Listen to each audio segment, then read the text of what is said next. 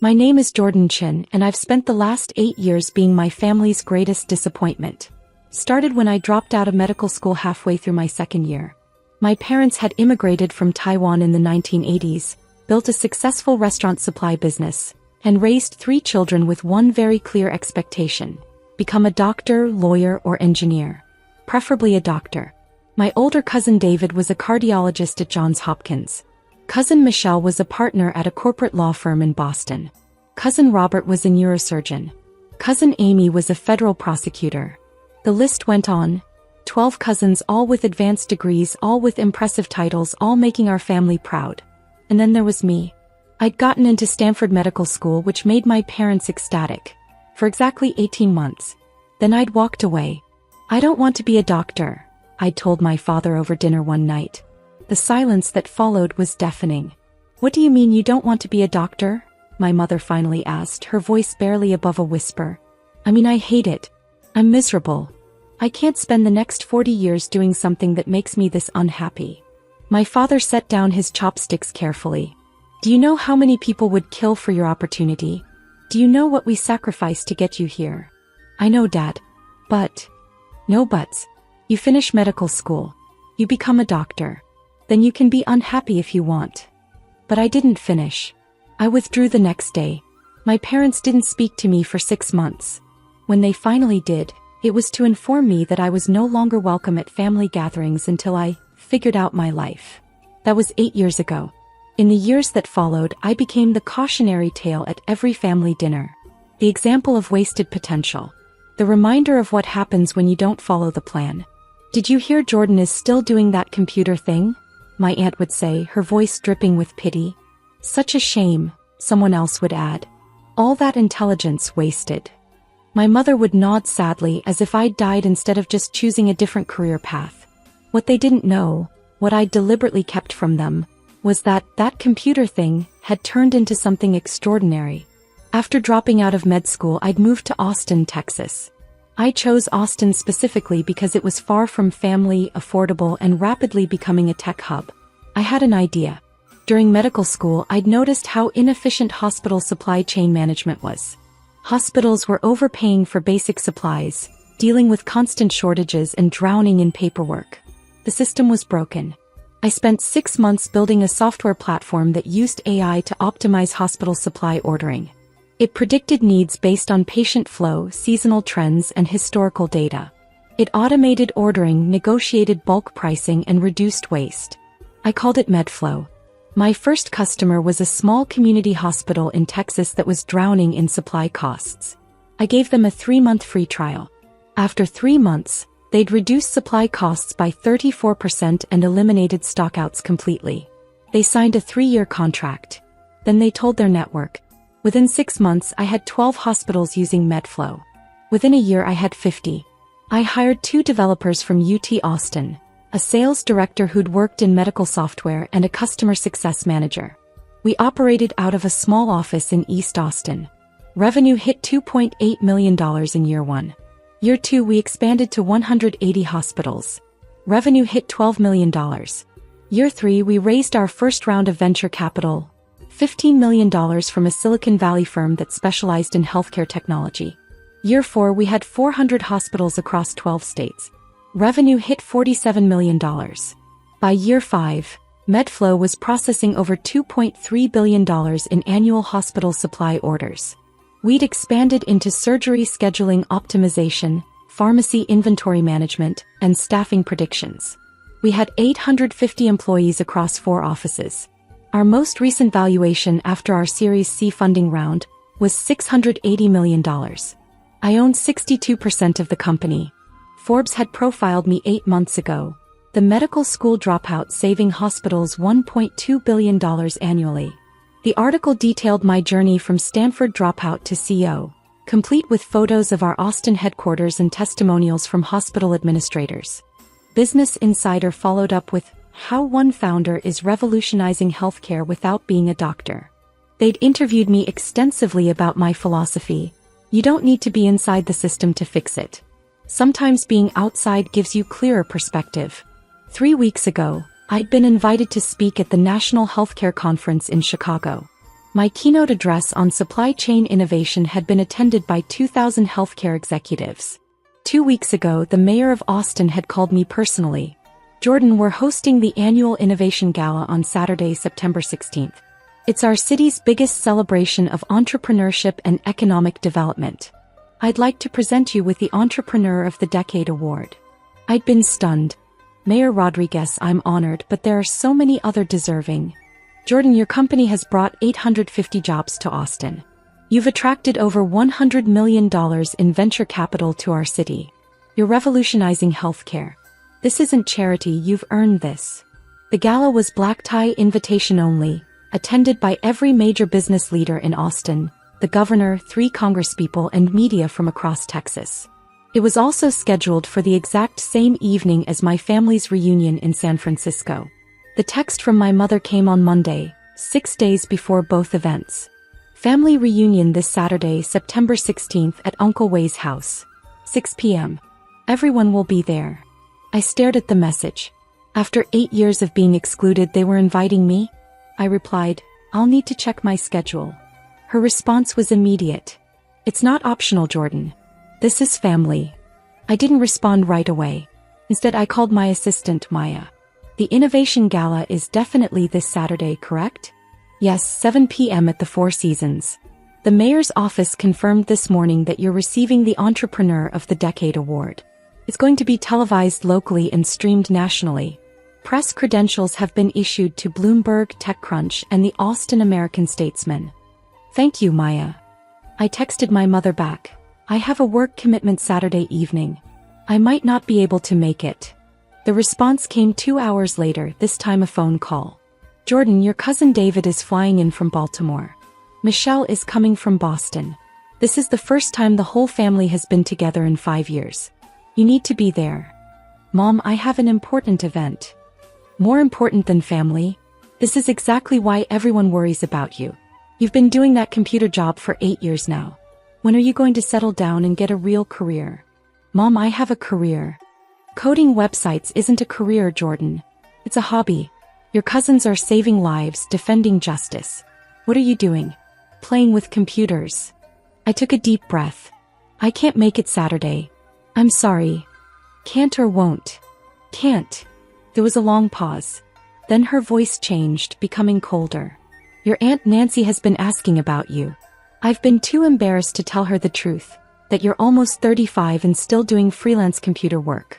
Your cousins have accomplished so much. David just became department chair. Michelle made partner.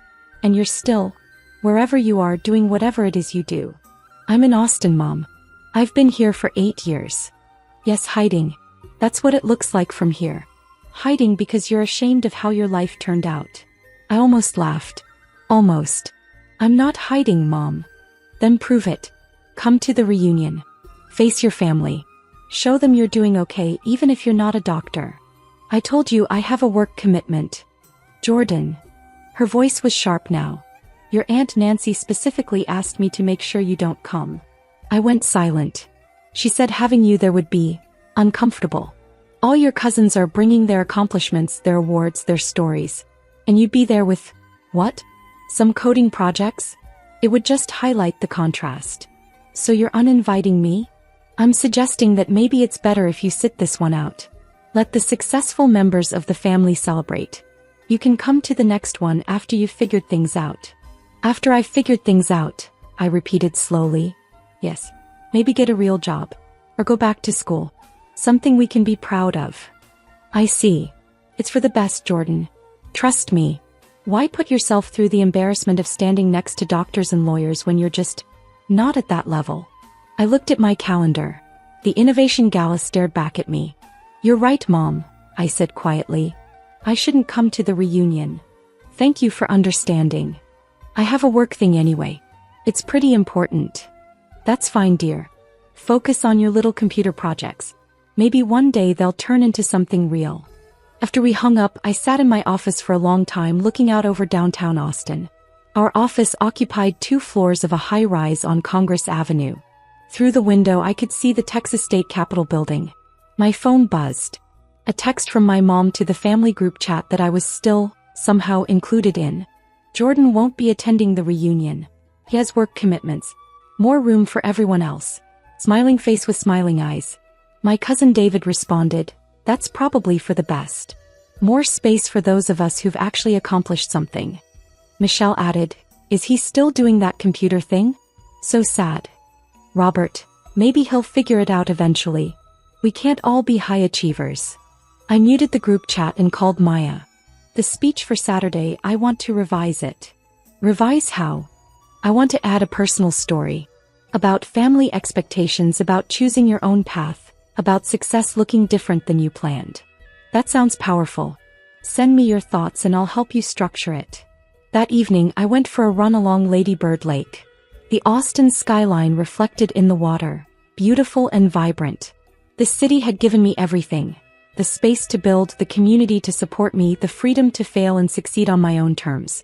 My family had written me off 8 years ago. They'd decided I was a failure before I'd even begun. Saturday night they'd find out just how wrong they'd been.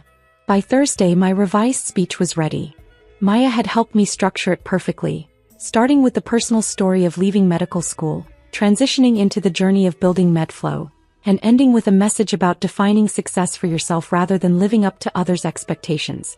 It's going to make people cry, Maya said after reading the final draft. Good, I said. The mayor's office called to confirm final details. The award presentation would happen at 8:15 p.m. right after dinner. I'd be introduced by Mayor Rodriguez herself. The presentation would be broadcast live on local news and streamed on the city's website. We're expecting significant media coverage, the mayor's assistant said. This is one of our biggest events of the year. The governor specifically moved his schedule to attend. I'm honored, I said. Friday afternoon I got my hair cut, picked up my custom tuxedo and did a final review of the speech. That evening I had dinner with my executive team, my CTO, CFO and COO. We'd been through everything together. The early struggling years, the sleepless nights fixing bugs, the nerve-wracking investor pitches, the explosive growth. Tomorrow's going to be big, my CTO Sarah said. You deserve this, Jordan. We all deserve this, I corrected. None of this happens without the team. True, but you're the one who had the guts to walk away from medical school when everyone told you were crazy, my CFO Marcus added. You're the one who believed in this when it was just an idea. I smiled. Thanks, guys. That night I checked the family group chat. Photos were being shared from the reunion preparations.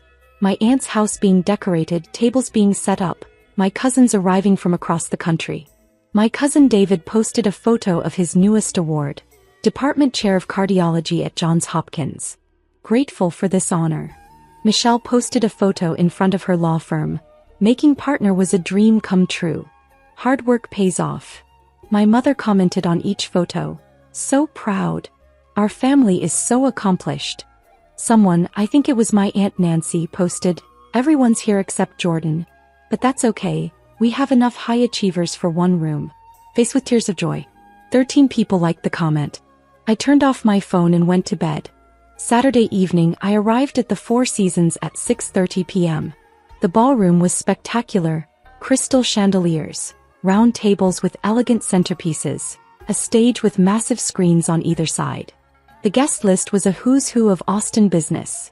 Tech CEOs, venture capitalists, real estate developers, the governor, 3 congresspeople and Mayor Rodriguez herself. Maya met me at the entrance. You look sharp. Ready for this? Ready, I said. The cocktail hour was a whirlwind of conversations. I spoke with the governor about healthcare policy reform, with a venture capitalist about our next funding round, with a hospital CEO about expanding MedFlow to their 12-hospital system. At 7:15 we were called to dinner. I was seated at the head table with the mayor, the governor, and several city council members. Jordan, Mayor Rodriguez said warmly, I've been looking forward to this all week. Your story is exactly what this city is about. Innovation, determination, and impact. Thank you, Mayor. Austin has been incredible to me. And you've been incredible for Austin.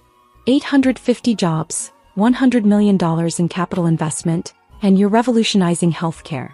We're lucky to have you. Across the city, I knew my family's reunion was starting. They'd be gathering at my uncle's house, sharing stories about their accomplishments, congratulating each other on their success. and talking about how sad it was that Jordan never figured his life out. Dinner was served. A beautiful meal that I barely tasted because I was reviewing my speech in my head, making sure every word was exactly right. At 8:10 the lights dimmed. The screens on either side of the stage lit up with the Austin City seal. Mayor Rodriguez stepped to the podium. Good evening, everyone. Thank you for joining us at the 10th Annual Austin Innovation Gala. Tonight we celebrate the entrepreneurs, innovators, and visionaries who make our city extraordinary. She spoke for several minutes about Austin's growth, about the importance of supporting entrepreneurs, about the impact of innovation on the local economy. Then she shifted gears.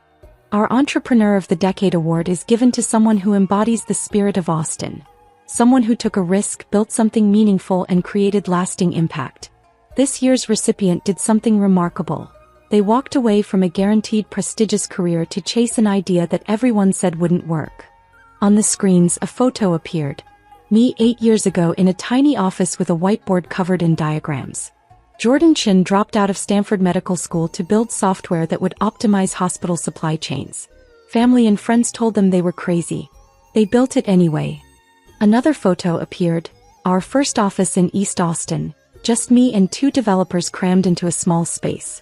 From that small office, Jordan built MedFlow, a company that now serves over 400 hospitals, employs 850 people here in Austin, and saves the American healthcare system over $1.2 billion annually. More photos. Our team growing, our office expanding, hospitals signing contracts. MedFlow is now valued at $680 million. It has attracted over $100 million in venture capital to Austin. It has created hundreds of high-paying jobs. And it's revolutionizing how hospitals operate across America. The photos shifted to recent press coverage. The Forbes profile, the Business Insider article, screenshots of my keynote at the National Healthcare Conference. But beyond the numbers, Jordan represents something essential. The courage to define success on your own terms. To trust your vision even when others doubt you. To build something meaningful instead of something expected. Mayor Rodriguez paused, letting the words sink in. Please join me in welcoming to the stage our Entrepreneur of the Decade, Jordan Chin. The ballroom erupted in applause. I stood, straightened my tuxedo, and walked to the stage. The mayor handed me a beautiful crystal award. We shook hands. Cameras flashed from every direction. The live stream was broadcasting this to thousands of viewers. Including, I realized with sudden clarity, probably someone at my family's reunion. Austin was a major city. This was a major event. The local news would be covering it. Business networks would pick it up. Someone would see. I stepped to the podium and took a breath. Thank you, Mayor Rodriguez, and thank you to everyone here tonight.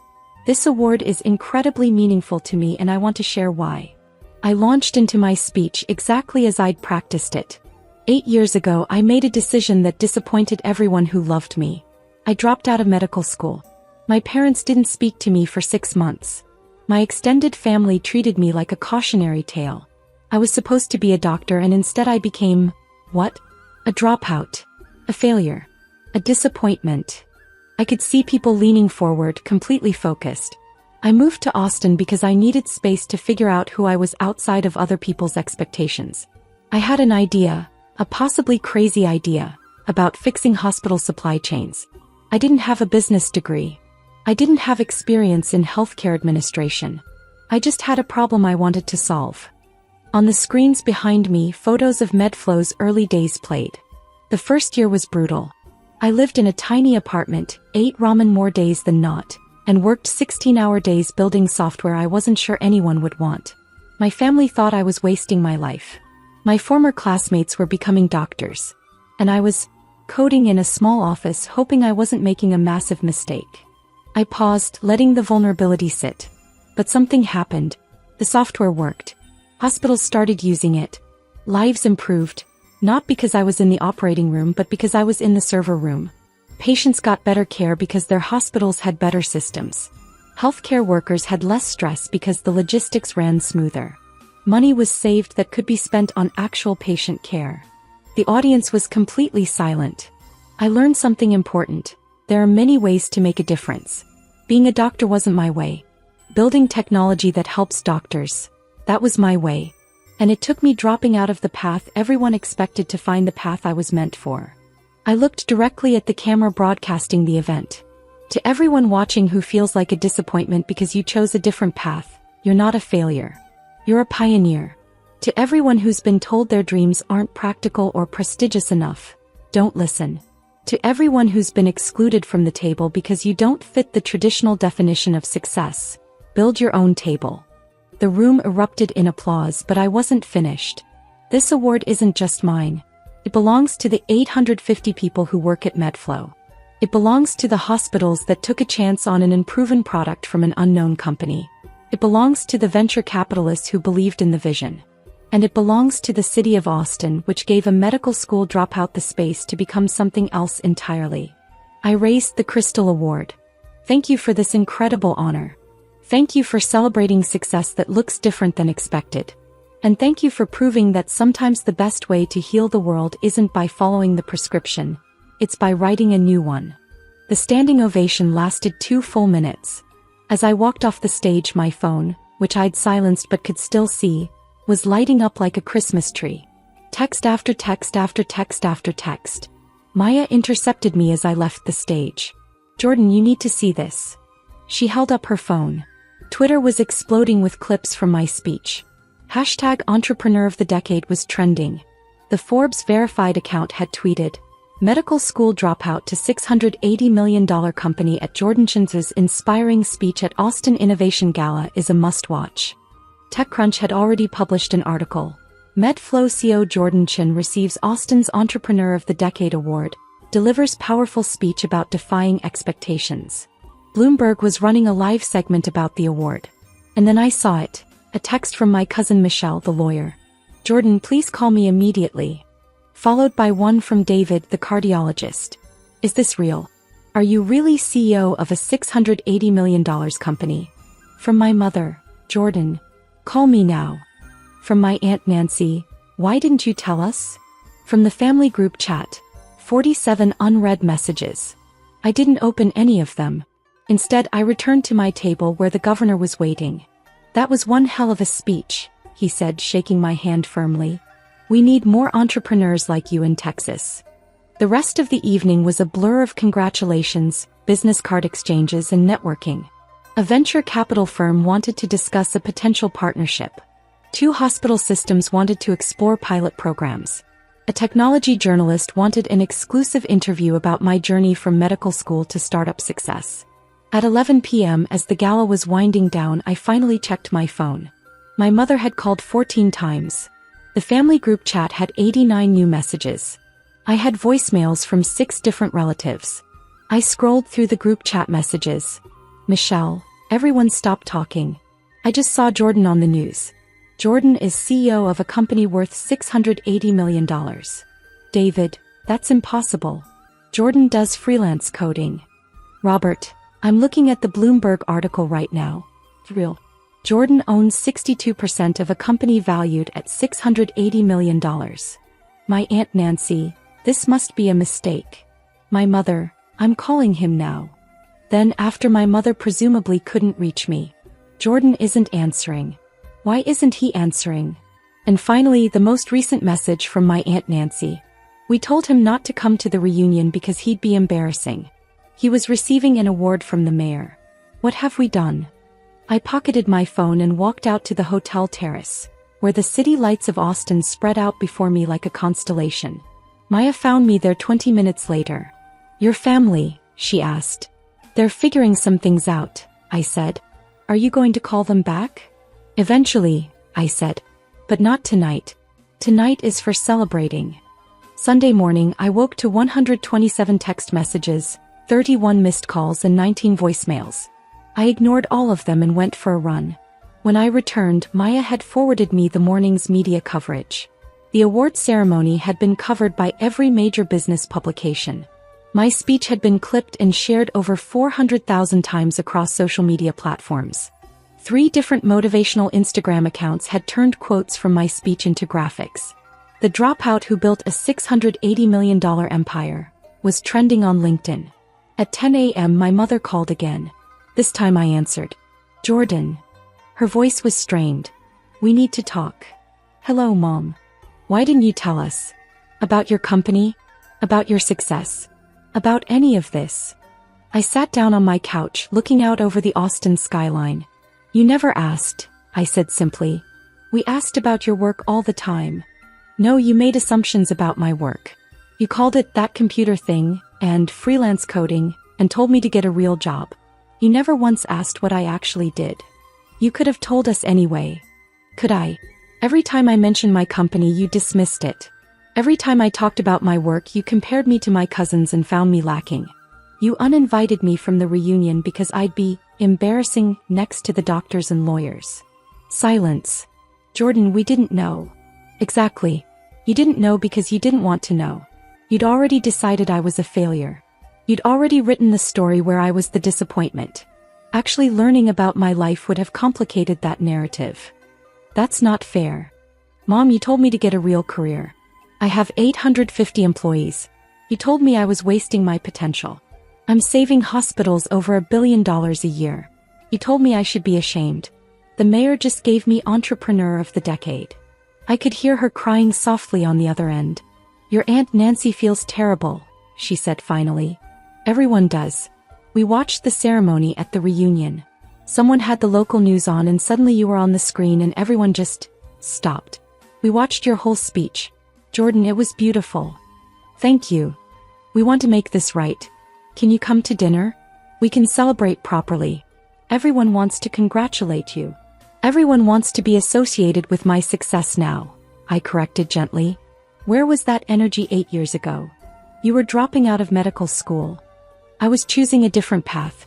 You could have supported that. You could have been curious instead of judgmental. You could have asked about my dreams instead of insisting on yours. More silence. What do you want from us? She finally asked. I don't want anything from you, Mom. That's what I've been trying to tell you. I built this without your support, without your approval, without your presence. I'm not angry, I'm just done needing you to validate me. Jordan. I need to go, Mom. I have a board meeting tomorrow morning. Will you at least think about dinner? Please. I'll think about it. I hung up. Over the next few days, the messages continued. My cousins, the doctors and lawyers who'd mocked me in the group chat, were suddenly very interested in reconnecting. David wanted to discuss MedFlow's healthcare applications and potentially collaborate. Michelle wanted to connect me with her firm's corporate clients who might need my software. Robert wanted to invest in MedFlow. Amy, the federal prosecutor, wanted to introduce me to her husband who was in finance. Each message followed the same pattern. Brief apology for misunderstanding my career, followed by lengthy explanation of how they could now help me now that I was successful. I responded to none of them. What I did respond to were the hundreds of messages from strangers. People who'd seen my speech and been inspired. College students who were afraid to disappoint their parents. Mid-career professionals considering major changes. Other entrepreneurs who'd been dismissed by their families. I spent hours responding to those messages, offering encouragement, sharing advice, connecting people with resources. Because that was the point of the speech. Not to shame my family, but to encourage everyone else who'd been made to feel small for dreaming differently. 6 weeks later, I was back in my office when Maya knocked on my door. You have a visitor, she said. Your mother. I looked up, surprised. She's here? In Austin. Downstairs in the lobby. She said she'd wait as long as necessary. I thought about it for a moment, then nodded. Send her up. My mother appeared 5 minutes later, looking smaller than I remembered. Older. She carried a large envelope. Thank you for seeing me, she said quietly. Would you like to sit? I gestured to the chairs in front of my desk. She sat, looking around my office. The framed Forbes cover, the Business Insider article, the awards on the shelf, the view of downtown Austin through the floor-to-ceiling windows. This is impressive, she said. Thank you. Jordan, I owe you an apology. A real one, not the kind I can send in a text. She took a breath. I was wrong. About everything. I was so focused on the path I wanted for you that I couldn't see the path you were actually on. I made you feel like a failure when you were building something extraordinary. I nodded, waiting. I brought you something. She opened the envelope and pulled out a newspaper clipping. It was yellowed with age. An article from a Taiwanese newspaper from 1983. This is about your father and me when we first came to America. We had nothing. I had a degree in chemical engineering from Taiwan. Your father had a degree in physics. But when we got here, no one would hire us. We were too foreign, too risky. So we started the restaurant supply business from nothing. She looked up at me, her eyes wet. Everyone told us we were wasting our education. Our parents back in Taiwan were devastated. We were supposed to be scientists, and instead we were selling kitchen equipment. But we built something. We created something from nothing. And then somewhere along the way I forgot what that felt like. I forgot what it means to choose your own path. She handed me the clipping. I turned into the person who would have told us we were failures. I became the voice of expectation instead of the voice of support. I'm sorry, Jordan. I'm so deeply sorry. I took the clipping, studying my parents' young faces in the photo. Thank you for this, I said quietly. And thank you for the apology. I don't expect you to forgive me right away, or maybe ever.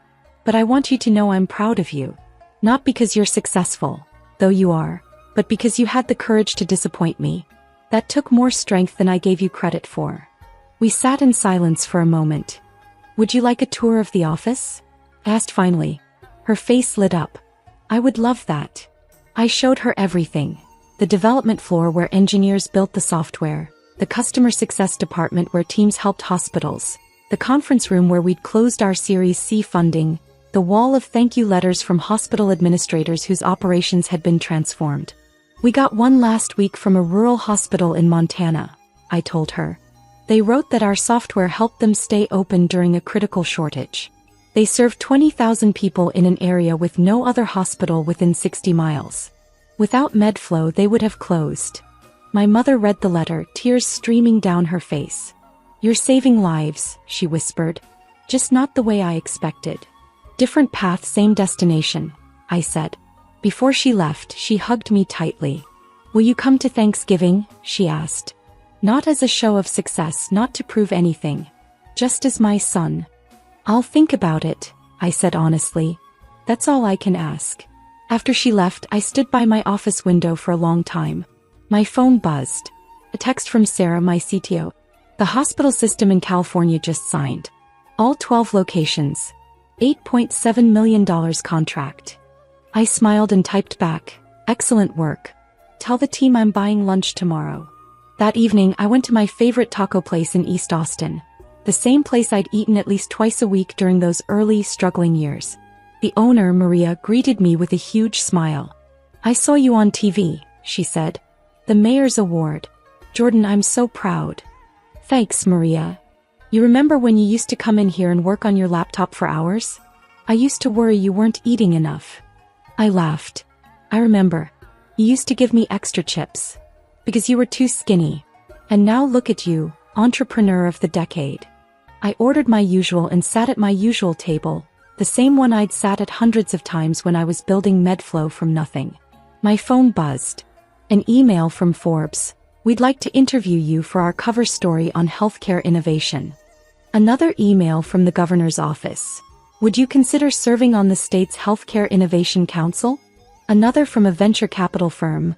We'd like to discuss investing in MedFlow's Series D round. I set my phone down and looked around the small taco restaurant. This place had been here for me when nothing else was. When my family had written me off, when the future was uncertain, when success was just a maybe. Success hadn't changed me. It had revealed me. I wasn't a disappointment who got lucky. I was an entrepreneur who'd been underestimated. I wasn't a dropout who settled. I was a visionary who chose a different path. And I wasn't embarrassing. I never had been. My family had finally figured that out. But I'd known it all along. My tacos arrived and I ate slowly, savoring every bite, looking out at the Austin sunset painting the sky in brilliant colors. I'd come to this city 8 years ago as a medical school dropout with an idea and a dream. I was leaving here. Well, I wasn't leaving. I was staying. This was home.